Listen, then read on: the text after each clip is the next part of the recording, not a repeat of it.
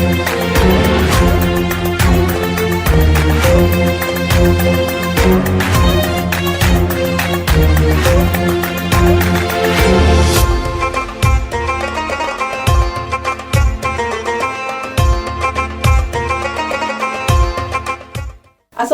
warahmatullahi wabarakatuh. Berjumpa kembali bersama saya Ai Boramana dalam program acara Indahnya Islam, yang tentunya pada saat ini sudah hadir narasumber kita. Ada Umi Astiatun. Assalamualaikum Umi. Waalaikumsalam warahmatullahi wabarakatuh. Yang sudah siap memberikan tausiahnya saat ini ya Umi ya. Insya Allah. Yang sudah mempersiapkan temanya juga Umi. Insya Allah. Untuk pemirsa Dafika TV. Tapi Umi sebelumnya kalau boleh tahu, Umi sudah menjadi seorang ibu ya Umi ya? Iya sudah. Putra putri saya 4. Oh 4. Ya. Jadi sudah berapa lama Umi menjadi seorang ibu? Saya menikah itu sudah 23 tahun. Wah sudah cukup Jadi lama Umi ya? 22 tahun saya 22 tahun menjadi seorang ibu. Seorang ibu. Iya. Nah di samping menjadi seorang ibu kan Umi ini memilih menjadi seorang pendakwah juga ya Umi ya. Apa alasan Umi memilih menjadi seorang pendakwah di samping pekerjaan ataupun kewajiban Umi menjadi seorang ibu? Ya kan ini yang pertama itu kan wujud kita ya, wujud ketaatan kita bahwa beramar ma'ruf nahi mungkar itu kan suatu kewajiban gitu ya Mbak ya. Jadi kewajiban itu harus kita gugurkan gitu. Betul. Nah yang kedua, kita melihat kondisi masyarakat sekarang itu seperti apa itu. Iya. Yang kondisi masyarakat sekarang itu kan umat Islam itu berada di taraf yang terendah gitu. Jadi membutuhkan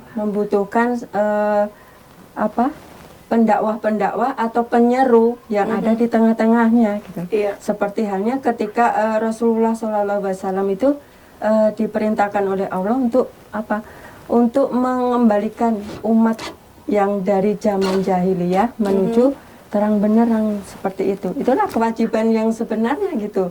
Jadi dengan adanya kerusakan yang ada gitu, maka terpanggillah kita sebagai umat Islam gitu untuk menyeru, untuk mengembalikan umat ini pada jalan yang Allah inginkan gitu, pada syariat Islam. Itulah yang paling penting gitu. Oke, jadi itu alasan Umi Astiatun menjadi pendakwah di tengah kesibukan menjadi seorang ibu ya, Umi ya. Allah ya. Dan kita di sini ada hubungannya nih Umi, tema kita ya yang sudah Umi siapkan dengan tema kedudukan ibu dalam hadis. Kalau boleh tahu nih Umi, kenapa sih Umi ingin mengangkat tema ini? Apakah melihat fenomena ibu yang saat ini mungkin agak sedikit terabaikan atau seperti apa Umi? Sebenarnya tema kedudukan ibu ini, gitu, kedudukan seorang ibu ini di dalam hadis itu sangatlah tinggi sekali gitu.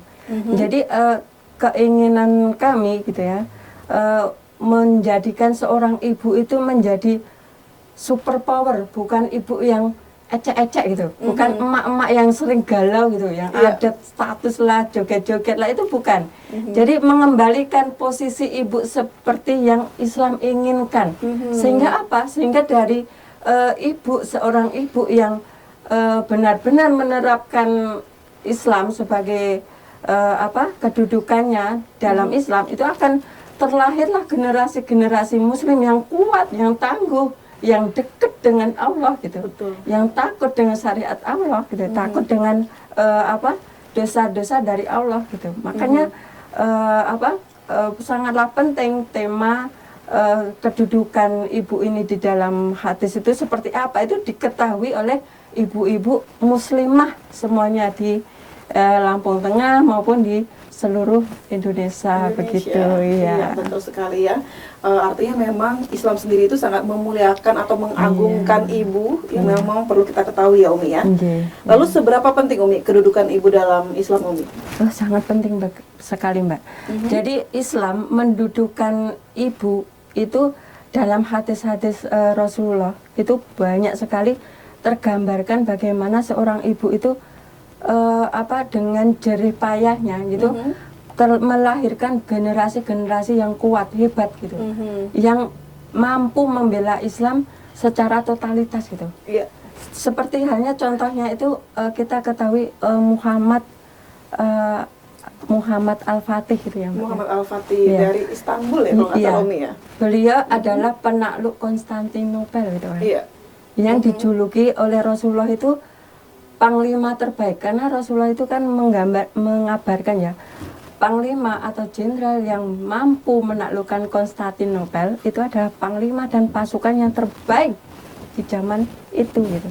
Makanya dari ketika Ibu Muhammad Al-Fatih ini mau mencari jodohnya gitu, itu beliau itu mencari seorang suami yang taat, yang mampu membela Islam dan mampu menaklukkan Konstantinopel itu tadi. Maka terdengarlah oleh Sultan Hamid II ya gitu. Itu kan dulu itu Sultan ini kan masih mencari jodoh gitu ya. Beliau itu dijodohkan sama orang tuanya itu ditolak terus. Iya. Makanya ketika beliau mendengar ada seorang perempuan ya yang menginginkan seorang suami yang mampu membela Islam, menomorsatukan Islam, ingin menaklukkan Konstantinopel lewat keturunannya itu, makanya langsung dipilih sama Sultan itu gitu. Nah, ketika ibu dari Muhammad Al-Fatih ini itu melahirkan Muhammad Al-Fatih gitu, makanya gemblengan dari kecil itu sudah beliau terapkan gitu. Dari menerapkan akidahnya, menguatkan akidahnya gitu kan. Terus setiap pagi itu dibangunkannya anaknya, diajaknya sholat tahajud, terus diajaknya jalan-jalan sampai di bukit yang tertinggi di mana terlihat benteng Konstantinopel itu gitu kan. Maka dari situlah penanaman motivasi terbaik dalam diri Muhammad Al-Fatih itu terbangun gitu Mbak. Iya. Jadi ketika melihat Konstantinopel itu, maka Muhammad Al-Fatih itu dikabarkan bahwa yang mampu menaklukkan benteng ini gitu kan, itu adalah panglima terbaik di sisi Allah Subhanahu wa taala gitu. Makanya tersemangatlah gitu kan Muhammad Al-Fatih untuk menaklukkan benteng Konstantinopel itu seperti itu. Nah, itulah peran ibu itu. Nah, dari sisi hadis, kedudukan hadis gitu kan, itu seorang ibu itu didudukan sangat mulia. Iya. Bahkan ketika suatu ketika ya datang seorang sahabat gitu ya, beliau bertanya, "Ya Rasulullah, siapakah yang harus saya taati?" gitu kan. Ya, harus saya taati gitu. Nah, Rasulullah menjawab, yang pertama adalah ibumu gitu kan. Nah, sampai yang ketiga ibumu baru ayahmu gitu kan. Nanti ada alasan kenapa seorang ibu disebut tiga kali. Itu ada alasan gitu. Oke. Ya. Nah, ini perlu banget kita tahu ya Umi ya, apalagi di zaman sekarang yang kebanyakan ibu tuh kayak seperti diabaikan hanya sebagai status saja. Akan kita ketahui jawabannya setelah jeda berikut ini, tetap di Indahnya Islam dan Villa TV.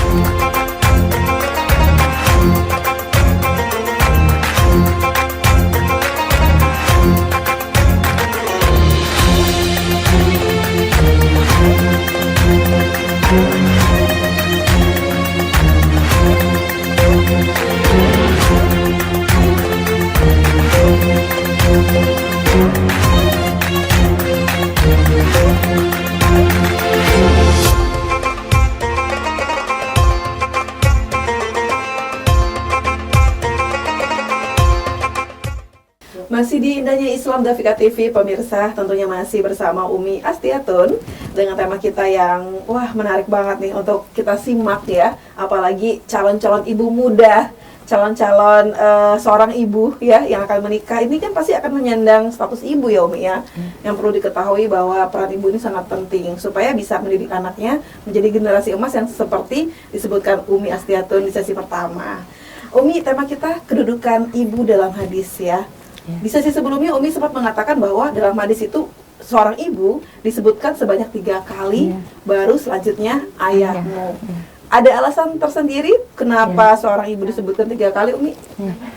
Jadi di dalam riwayat hadis dari Imam Al-Bukhari ya, bahwa di situ disebutkan bahwa seorang ibu, seorang wanita yang mau menjadi ibu itu sudah atau mengalami 3 kepayahan, Mbak. Kepayahan, ya, kelelahan, kepayahan gitu. Nah, yang pertama saat seorang wanita itu mengandung, Mbak. Mengandung, ya. Jadi saat kita mengandung gitu kan, Mbak Ayah juga sudah ini ya, sudah merasakan ya, saya juga sudah merasakan, apalagi yang pertama gitu kan. Itu seorang perempuan itu benar-benar merasakan rasa yang nggak nyaman sekali gitu ya Mbak ya. Iya. Nah seperti itu, makanya di dalam Al-Quran surat Al-Luqman ayat 15 itu Allah itu menyerukan bahwa seorang perempuan yang mengandung dengan penuh kelelahan dan kepayahan, itu dalam surat Al-Luqman itu ada. Makanya tidak mengherankan kalau seorang ibu ini itu diangkat derajatnya tinggi itu di dalam Islam di sisi Allah, gitu. Nah, saat Rasulullah didatangi seorang sahabiah ya, seorang sahabat gitu ya, seorang sahabat, beliau menginginkan untuk ikut berperang gitu, ikut berperang ya Rasulullah, izinkanlah saya ikut berperang gitu. Rasulullah menanyakan, apakah kamu mempunyai seorang ibu gitu? Iya Rasulullah, saya punya seorang ibu gitu. Maka Rasulullah menyuruh sahabatnya itu untuk pulang, rawatlah ibumu sampai ibumu itu merasa dia baik gitu. Karena apa? Karena dengan merawat ibumu itu sudah seperti berperang di jalan Allah gitu. Karena apa? Karena merawat seorang ibu itu kewajiban bagi seorang anak gitu, yang pahalanya ada surga. Nah, hal ini juga dikaitkan ya dengan sebuah kata mutiara ya, bahwa surga itu berada di telapak kaki ibu gitu kan. Nah, ini filosofinya apa Mbak? Filosofinya yaitu tadi, ketika seseorang itu mau berperang, itu lah kan surgamu itu kan ada di ibumu gitu kan. Nah seperti itu filosofinya, seperti itu. Makanya di Islam itu seorang ibu itu sangatlah tinggi gitu. Bahkan ketika mau berperang yang imbalannya ada syahid gitu kan, malah disuruh merawat ibumu gitu. Itulah pengangkatan Islam pada seorang ibu gitu. Dalam Islam seperti itu. Nah, kelelahan yang kedua apa Mbak itu tadi? Yang pertama kan mengandung. Nah, kalau kepayahan yang kedua saat menyusui Mbak, gitu. Melahirkan gitu. Nah, melahirkan dulu ya Mbak. Jadi ketika melahirkan gitu kan, seorang ibu itu taruhannya nyawa gitu kan Mbak. Benar nggak Mbak? Ketika jenengan melahirkan kan rasanya luar biasa ya, sakit sekali ya Mbak. Itu bagaikan diibaratkan oleh Rasulullah ketika seorang perempuan yang melahirkan itu kan bagaikan 99 sarafnya itu terputus. Makanya kan ketika seorang perempuan setelah melahirkan itu kan rasanya nggak enak kan juga, nggak enak juga kan. Karena apa? Karena urat-uratnya itu pada terputus gitu. Semuanya berkontraksi ketika mau melahirkan seorang anak gitu. Itulah kelelahannya yang kedua itu, seperti itu. Nah, yang ketiga ketika menyusui gitu ya Mbak ya. Nah, dalam surah Al-Luqman juga disebutkan kelelahan ketika mengandung, kelelahan ketika melahirkan, Melahirkan. dan juga ketika menyusui. Iya. Dan seorang ibu harus menyusui selama 2 2 tahun tahun, gitu iya. kan Mbak. Mhm. Nah, pada awal-awal bayi gitu kan Mbak, anak-anak bayi gitu kan sering sering begadang gitu ya Mbak ya. Anak bayi itu kan kalau misalnya pagi, siang itu kan tidur gitu kan. Nah, malamnya malah begadang gitu Iya. kan. Sedangkan seorang ibu siang yo ngerjain kerjaan rumah. Betul. Malam bisa tidur. Nah, kalau punya anak bayi malam, Tetap. siang malam tetap bekerja. Itu kan Iya. kelelahan yang sangat luar biasa sekali gitu. Mhm. Nah, seperti itu. Makanya ketika seorang ibu sedang menyusui gitu kan, itu sari-sari Mhm. sari-sari makanan itu kan dimakan sama putra-putrinya gitu. Iya. Makanya seorang ibu itu kan harus menjaga betul makanan dia gitu kan. Betul. Nah, itulah pengorbanan seorang ibu itu. Maka ketika seorang ibu kok mau makan yang terlalu pedas gitu ya, kan nanti bayinya kan jadi diare gitu kan. Nah, itu akan sangat merasa bersalah sekali, betul Iya. nggak Mbak? Betul. Wah, kenapa kok nggak mau nahan gitu Iya. kan? Coba kalau tadi tak tahan, anakku pasti nggak Diare, sakit betul. gitu kan? Seperti itu. Betul. Itulah perjuangan seorang ibu gitu, baik ketika mengandung, ketika melahirkan, ketika menyusui gitu kan, perjuangan gitu. Iya, banyak Jadi, pengorbanan ya Umi iya, ya. pengorbanan gitu. Bahkan dari makan aja harus hati-hati sekali gitu. Iya. Jamu yang pahit aja ditelan gitu. Betul. Supaya apa? Supaya anaknya sehat gitu, tidak gampang sakit gitu kan. Nah, bagaimana ketika seorang anak itu sakit gitu kan? Tentunya sang ibu yang paling ribut sendiri gitu kan. Anakku kok panas gitu kan. Tanya ke sana ke sini gitu kan. Terus dibawa ke dokter gitu kan. Itulah seorang ibu itu seperti itu gitu. Iya. Bagaimana dia melindungi putra-putrinya gitu kan. Bagaimana dia menginginkan putra-putrinya itu sehat selalu. Betul. Gitu kan, seperti itu gitu. Baru ketika tiga tadi ya, ibu baru seorang ayah gitu. Karena apa? Seorang ayah belum tentu mampu menggantikan peran ibu tadi gitu. Iya. Ketika sang anak bangun gitu kan, minta minum, minta nenen gitu kan, belum tentu sang ayah mampu Betul. menggantikan ibu. Peran Makanya ibu ya, Umi ya. Rasulullah bersabda, ibumu baru ayahmu gitu. Oke.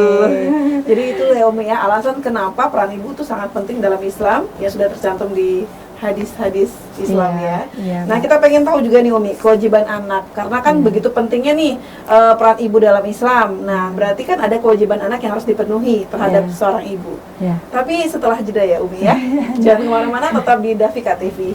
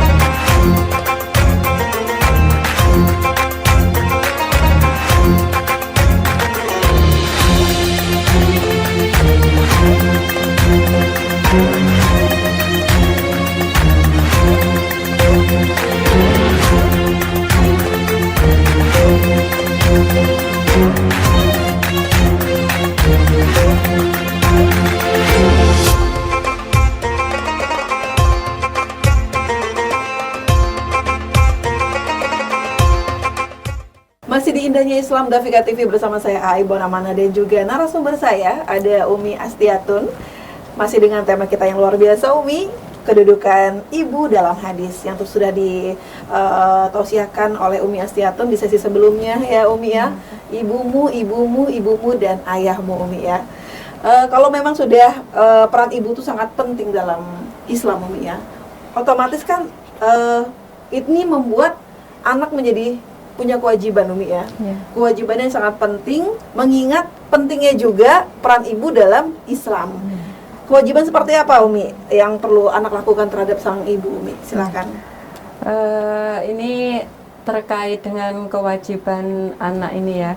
Ini kalau kita bicarakan itu menjadikan kita itu seperti teringat kembali ya, teringat kembali jasa-jasa ibu-ibu kita gitu ya. Jadi kewajiban seorang anak terhadap ibu dan orang tua gitu ya, itu adalah menghormatinya, mentaatinya gitu kan.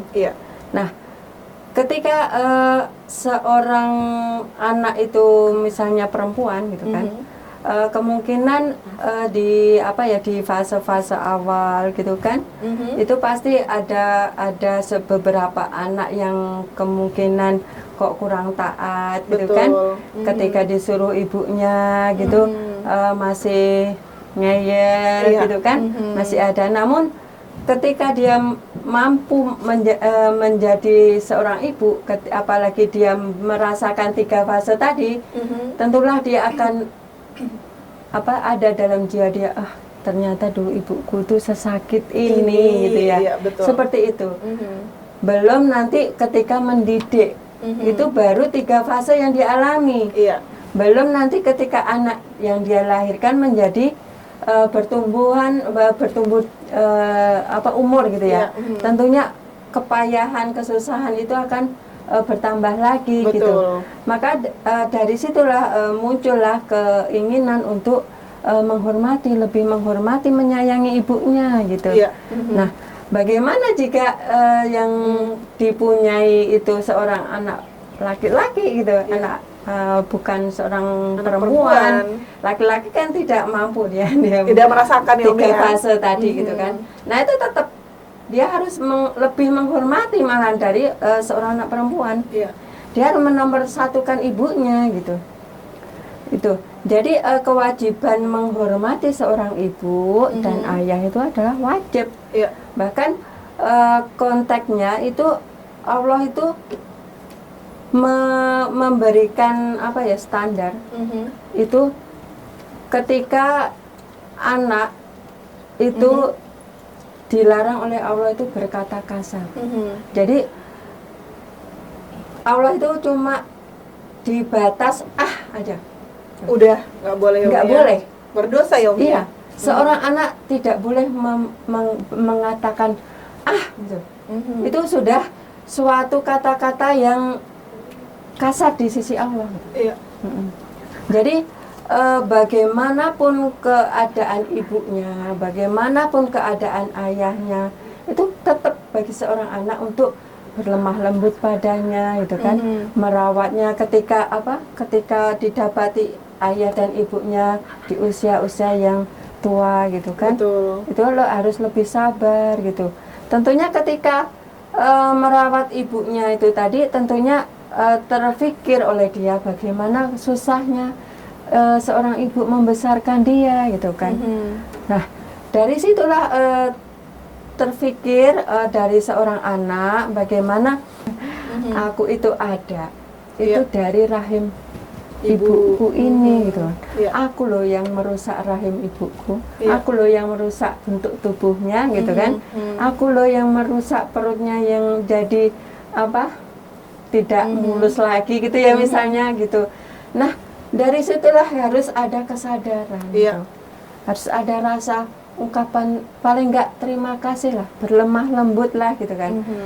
Namun ketika seorang anak laki-laki itu berkeluarga, gitu ya, mempunyai istrinya, itu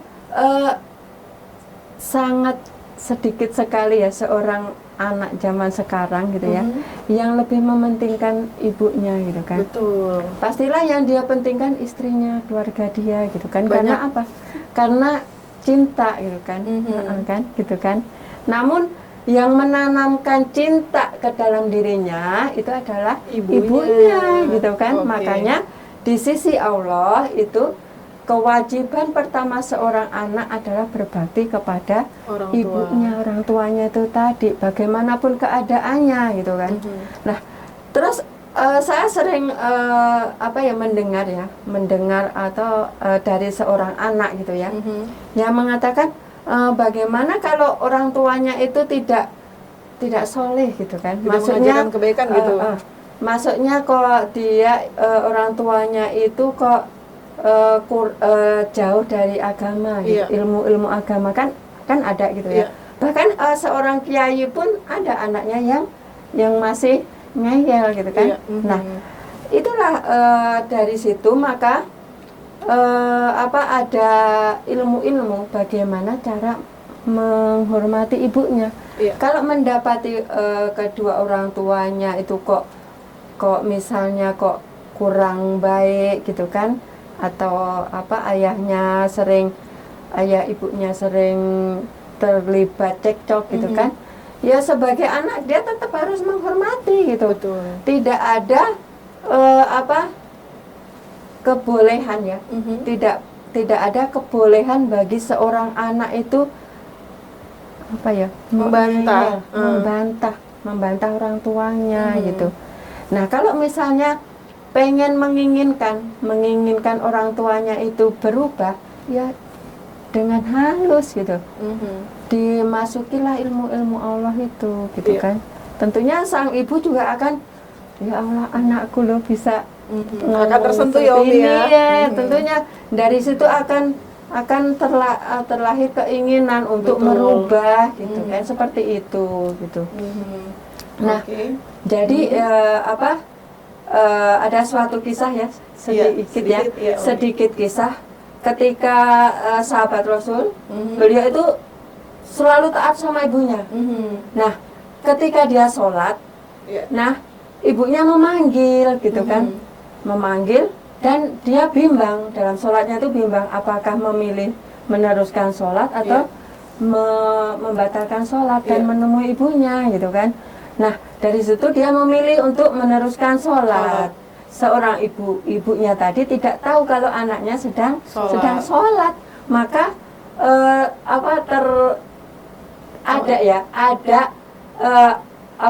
rasa dari ibu itu rasa sakit gitu, kecewa gitu.